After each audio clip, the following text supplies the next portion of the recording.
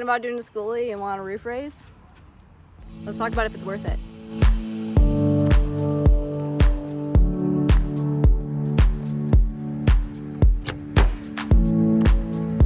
Well, obviously, they definitely add to the aesthetics of the bus. They also give you the opportunity to make a brand new custom door, a sweet latch. And once it goes in, a weather strip that will actually seal. But I'm not gonna lie to you, they're a ton of work. So let's talk pros and cons. First things first, you get a ton more headroom if you do a roof raise. Stock buses come anywhere from 5'10" to 6'7", if you're lucky. And then if you're gonna do an off-grid Four Seasons bus, which is what I specialize in, you can go ahead and count 6 inches out. So that 5'10" to 6'7" is now 5'4" to 6'1" of finished headroom. And that might be a compromise you're willing to make. My first bus, I didn't do a roof raise. I wound up with 6'1" clearance on the inside.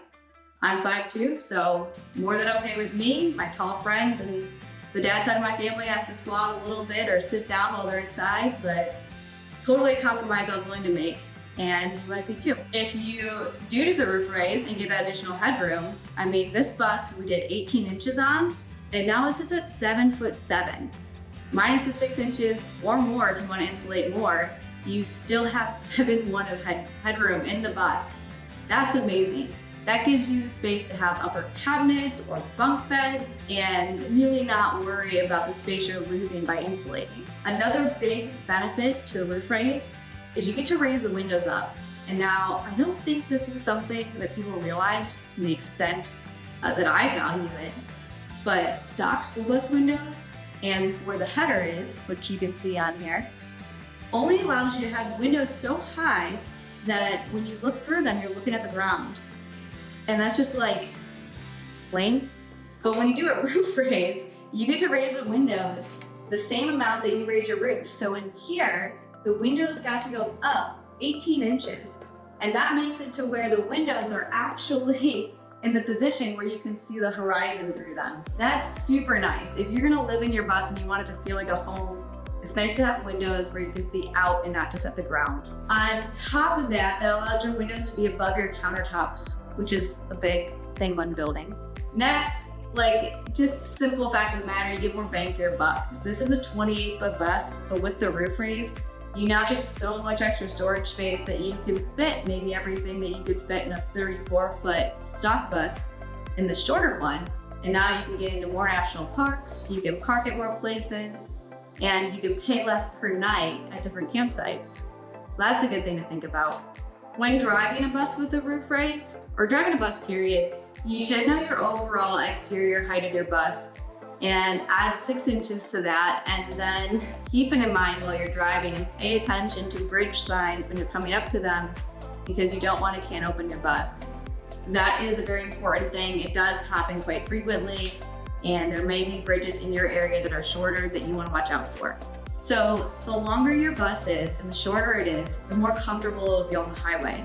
And if you intend to drive your bus at highway speeds most of the time, you're gonna want something that drives nice and isn't stressful. The shorter your bus is and the taller you go, the more you're gonna catch the wind and feel like you're in a Jeep Wrangler. I don't know about you, but like I didn't prefer driving my Jeep Wrangler super fast during storms on the highway. Wasn't a great time. So instead of just saying, well, I'm gonna do a roof raise, I wanna get the best bang for my buck, so I'm gonna make my bus 13.6, which is, your legal limit for height. Maybe you wanna do the smallest roof raise possible that gives you the headroom that you want.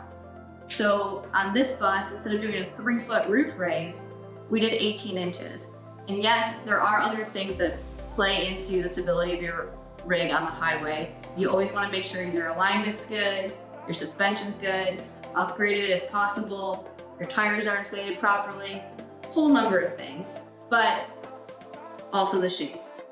Cons, and there are some big cons to a roof raise. The first real con of a roof raise is the cost of it.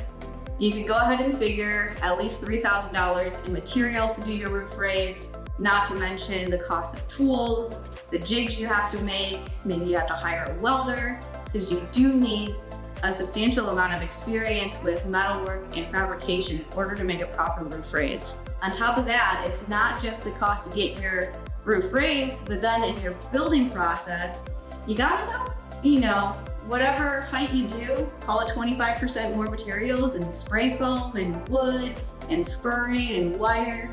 It's gonna add to the cost of your overall conversion of the bus and your build out of it. And maybe now you're adding upper cabinets, which is a whole nother cost. So it's something to consider is try and map out your budget of your schooling. And if you're gonna add a roof raise, really be liberal with how much you're adding for cost of that. And I always try and tell people, figure that your budget's gonna double by the end of the build. It is so hard to predict what a bus is gonna cost, especially if it's your first time building one. Most people, even construction workers, don't build entire houses from like beginning framing all the way through finished carpentry and then decorating with blankets and pillows. It's a big job, and it's really hard to budget for that as a first timer. Even as a not first timer, I still struggle with budgeting for an entire build, start to finish, especially if it's a budget on one of my own projects, because I always think I can spend more materials, final labor. A con that I'd like to mention that I think will probably get laughed at, but consider the actual workability of your bus after the roof raise. When I see this bus, the first thing I think of is how much more difficult it's gonna be to spray foam, to hang the ceiling, to do the wiring up there. It's gonna be a lot of step stools. For this bus, I would probably make some scaffolding in here so that I could reach everything while working.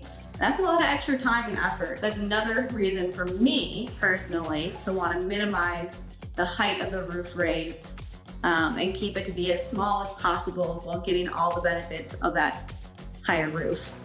All right, the last one, and probably the one that's already in the comments and most people came here for, insurance. Yes, it is going to be harder to get insurance on a bus with a roof raise. And I'm not gonna lie to you about that. It is difficult, and it's getting more difficult to get insurance on a schooling period. So what I tell people is it's kind of a barrier to entry, and it's really gonna test your patience.